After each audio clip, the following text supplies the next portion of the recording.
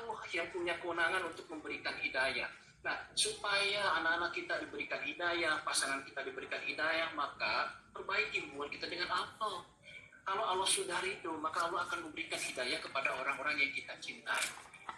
Nah, itu yang pertama, realita yang pertama. Realita yang kedua, sehebat apapun yang kita lakukan kepada anak, ya kan? Setiap bulan ngasih uang jajan, ngasih reward, ngasih hadiah, ngasih pujian, ikatan hati itu milik siapa? Milik Allah Subhanahu wa taala. Lau anfaqta ma fil ardi jami'a, kata Allah Subhanahu wa taala dalam Quran. Walaupun kita berikan seluruh harta yang ada di dunia kepada anak kita, tetap ikatan hati itu milik siapa? Milik Allah Subhanahu wa taala. Kan kita tidak tahu begitu ya tentang masalah hati. Bisa jadi anak kita di depan kita begitu, tapi hatinya berpaling dari kita, itu bisa jadi begitu karena misalnya kecewa, sakit hati dan yang lain-lainnya. Tetapi ketika Allah sudah berkehendak begitu ya mengaitkan hati kita dengan hati anak kita, dengan pasangan kita, karena al-arwahu junudun mujannada. Jadi hati itu akan terpaut dengan hati yang sama, yang ngeruhnya yang sama. Maka kita berada atas dasar untuk membangun relasi hubungan yang baik, keharmonisan antara kita dengan pasangan dengan anak. Ketika coba kita bisa analisa ya, atau dari para psikolog atau pakar parenting, salah satu anak itu bisa berprestasi karena apa? Karena dirinya merasakan kebahagiaan yang penuh dalam jiwanya. Salah satu faktor kebahagiaan orang anak itu adalah bagaimana melihat keharmonisan antara ayah dan ibunya. Kalau anak sudah merasakan kebahagiaan itu sentuhan dari ayah dan ibunya, kita insya Allah dia akan melesat berprestasi ketika di pondok pesantren, nggak punya beban emosi atau ransel emosi. Itu satu, ayah bunda. Jadi peran kita yang pertama adalah menjaga ibadah harian. Jadi jangan sampai lalai ibadah harian. Kalau bahasa saya untuk orang-orang, untuk para guru di pondok, kenapa harus menjaga ibadah harian para guru? Kenapa? Karena ruh kita itu perlu makanan. Makanannya apa? Ibadah, ritual ibadah. Kalau ruh kita nggak dikasih makan, kemungkinan bisa mati. Nah, kalau jiwa kita mati, hati kita mati, bagaimana mungkin kita bisa menghidupkan hati yang lain? Tidak mungkin, itu mustahil sampai kapanpun. Kita ingin jiwa-jiwa anak kita hidup gitu ya dengan hidayah, tetapi jiwa kita sendiri mati. Itu hal yang nggak mungkin bisa menghidupkan jiwa anak kita. Makanya ayo, yang pertama peran orang tua wa yuzakim adalah menjaga ibadah harian kita semua. Gitu. Apa bunda? Yang pertama itu. Karena ini lahir dari orang tua yang soleh, begitu ya. Jangan sampai kita pengen anak yang soleh, tapi orang tuanya nggak berusaha untuk menjadi orang tua yang soleh. Itu sesuatu yang mustahil kayaknya, begitu ya. Kecuali memang takdir Allah. Kemudian yang kedua ya bunda, peran dari orang tua di rumah ketika anaknya di pondok pesantren. Kata wa yuzakihim adalah tadi yang disampaikan seperti disampaikan oleh Kiai. Apa? Mendoakan anak. Kenapa mendoakan anak harus menjadi peran orang tua? Karena ada hadis sahih, dua hadis sahihnya. Salah sudawat gitu ya, ada 3 doa yang la turad, tidak ditolak oleh Allah Subhanahu wa taala. Salah satunya adalah doa dari orang tua. Jadi doa orang tua itu enggak ditolak oleh Allah Subhanahu wa taala, tidak. Dan itu hadisnya sahih. Makanya kalau hari ini anak-anak sedang kesulitan menghafal segala macam, doakan.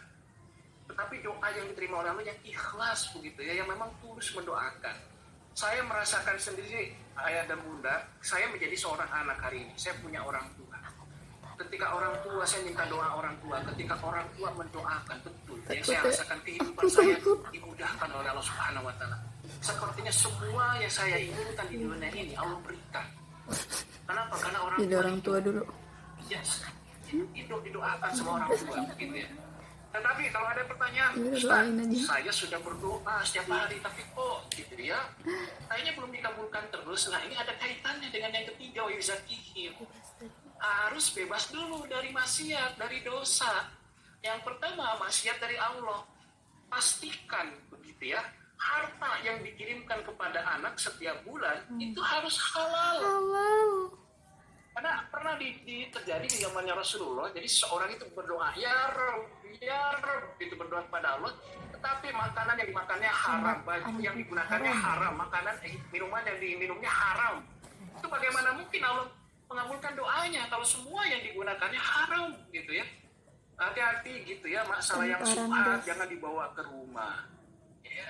Kemudian harta-harta dari riba jangan dibawa ke rumah, jangan pasti ke anak juga, karena itu akan ada kaitannya dengan proses pembelajaran anak.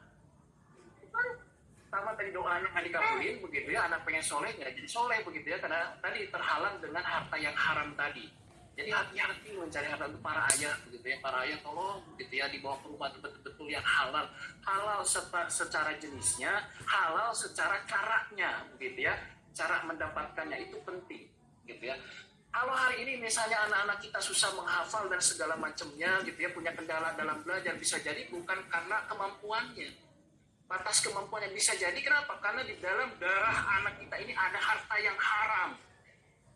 Karena ini pernah terjadi dan kenapa terjadi kepada Imam Syafi'i. Imam Syafi'i kurang apa? 7 tahun hafal Quran, 10 tahun hafal kitab Al-Muwatta, 15 tahun sudah jadi mufti. Kalau kita mas sudah jadi MUI begitu ya, memberikan fatwa 15 tahun. Coba yang 15 tahun jadi sudah jadi mufti. Tapi suatu hari pernah gitu ya mengalami kesulitan dalam menghafal gitu atau mengulang hafalannya. Kemudian cerita kepada gurunya siapa namanya, Waki, Imam Waki waktu itu. Cerita, waktu saya lagi kesulitan menghafal begitu ya, mengulang hafalan saya, kenapa ya? Kemudian gurunya meminta, coba kamu evaluasi diri, mungkin ada maksiat yang dilakukan oleh dirimu begitu ya. Kemudian Imam Syafi'i merenungi apa? Oh ternyata Imam Syafi'i cuma gara-gara nggak sengaja melihat aurat perempuan. Ada melihat kakinya, ada riwayat melihat betisnya, pokoknya mah area kaki gitu. Dan itu tidak sengaja, bukan disebutkan tidak sengaja. Cuma gara-gara itu begitu ya, akhirnya hafalannya jadi sulit begitu ya diulang. Makanya gurunya memberikan wasiat kepada Imam Syafi'i. Apa? Kata Imam Syafi'i, tarkil ma'asi, tinggalkan kemaksiatan. Kenapa harus tinggalkan kemaksiatan? Bi annal ilma nurun. Karena ilmu itu cahaya. Wa nurullahi la yuhda li'asi. Sedangkan cahaya Allah itu tidak akan masuk kepada jiwa yang penuh maksiat. Jadi jangan sampai hari ini anak-anak kita tuh harus dijaga ya, pastikan halal supaya anak-anak kita mudah untuk menerima ilmu. Artinya bersih begitu ya, jiwanya bersih gitu ya, dari makanan-makanan yang haram begitu ya. Saya selalu merenung begitu, saya selalu tanya ketika ayah bunda gitu ya, ayah ada yang konsultasi, Ustaz gimana ya anak saya kok susah dibilangin, susah diatur. Saya selalu pastikan, pernah nggak ayah bunda memberikan harta haram kepada anaknya, baik secara sadar ataupun tidak sadar? Dia renungi begitu ya, merefleksi, oh iya pernah Ustaz gitu ya, saya dulu pernah ngasih makan hasil dari berdusta begitu ya, ketika dalam praktek jual beli begitu. Mungkin karena itu ya Ustaz, itu tadi. Makanya kita taubat kepada Allah, beristighfar. Supaya apa? Supaya Allah menyucikan jiwa kita, menyucikan jiwa anak-anak kita. Kalau sudah bersih, insya Allah ilmu itu akan didapatkan dengan mudah gitu ya. Bahkan kaitan ibadah juga hampir sama begitu. Ibadah dengan ilmu itu ada kaitannya. Dalam Al-Quran, wattaqullah wa yu'allimukumullah. Barang siapa yang bertakwa kepada Allah, maka Allah sendiri yang akan memberikan ilmu itu. Ya begitu. Jadi ini kaitannya. Pertama, bebas dari maksiat. Itu dipastikan ayah bunda ya, hartanya halal yang dikirimkan ke pesantren. Kemudian selanjutnya, bebas dari maksiat apa? Gitu ya. Yang kedua adalah masalah hormat kepada guru. Itu penting sekali. Jangan sampai sekali-kali mengecewakan para guru dari anak-anak kita. Kalau sekali mengecewakan gurunya, nggak berkah ilmunya. Dikiranya Muhammad Al-Fatih jadi orang hebat. Karena Muhammad Al-Fatih dibentuk oleh 3 segitiga emas pendidikan. Pertama, gurunya yang ikhlas, kemudian anaknya yang takzim kepada gurunya, ikhlas dan banget sih kalau guru di sini yang hormat kepada guru dari anak. Apalagi guru asrama. Kalau kita sampai mengecewakan dari pondok, kita mengecewakan guru-gurunya, itu curhat Ustazah, kesal, tidak ikhlas lagi mendidik anak ini, karena membawa emosi orang tuanya ini selalu, misalnya mohon maaf ya, ini contoh aja, selalu komplain, selalu apa, akhirnya gurunya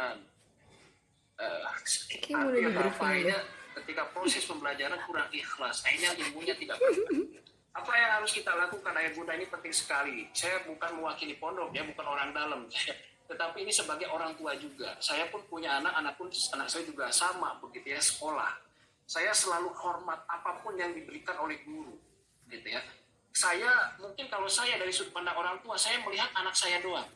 Sedangkan guru kan tidak melihat anak kita doang, melihat seluruh anak, kebaikan untuk anak. Makanya semua keputusan yang dikeluarkan pondok belum tentu sesuai dengan keinginan kita, karena banyak pertimbangannya, bukan satu anak doang. banyak anak yang dipertimbangkan. Kalau kita kan berarti anak kita doang gitu ya. Nah ini yang harus kemudian harus kita perhatikan. Nah yang pertama masalah apa? Masalah aturan gitu ya. Di pondok itu banyak aturan yang kadang-kadang mohon maaf sekali termasuk di tempat saya. Banyak orang tua yang komplain dengan aturan begitu. Padahal aturan itu udah kita banyak pertimbangan dari sebagai sudut pandang. Begitu ya. Apalagi hari ini di pandemi begitu ya. Kita bikin aturan kayak di tempat saya. Orang tua tidak boleh kunjungan karena di masa pandemi. Kita kalau ada satu orang yang kena, ngurusnya begitu ya. Kita nggak punya tempat untuk isolasi dan segala macam, belum nanti ada gugus covid datang, jadi ramai di berita kan, hanya jadi banyak pertimbangan begitu ya. Hanya orang tua harus samina wa atau na gitu ya dengan dengan keputusan itu.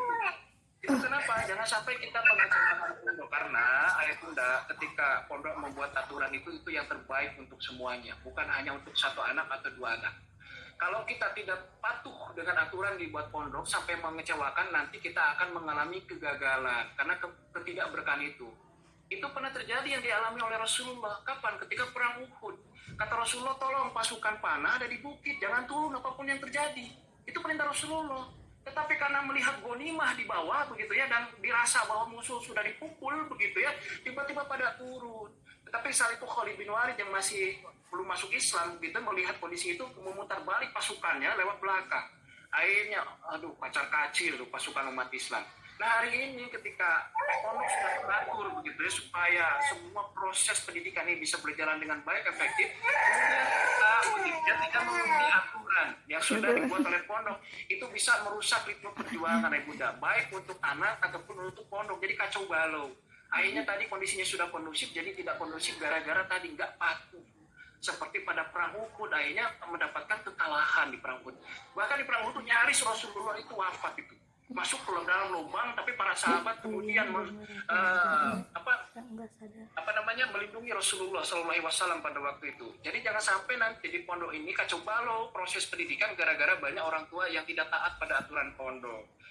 Ya itu yang pertama itu bagian dari maksiat sebenarnya. Jadi kalau ketika kita sudah percaya kepada pondok, percayakan 100% gitu ya, 100%. Karena kan pondok itu lembaga ahli yang kita percaya. Makanya kalau kita percaya, ya percayakan 100% begitu ya. Jangan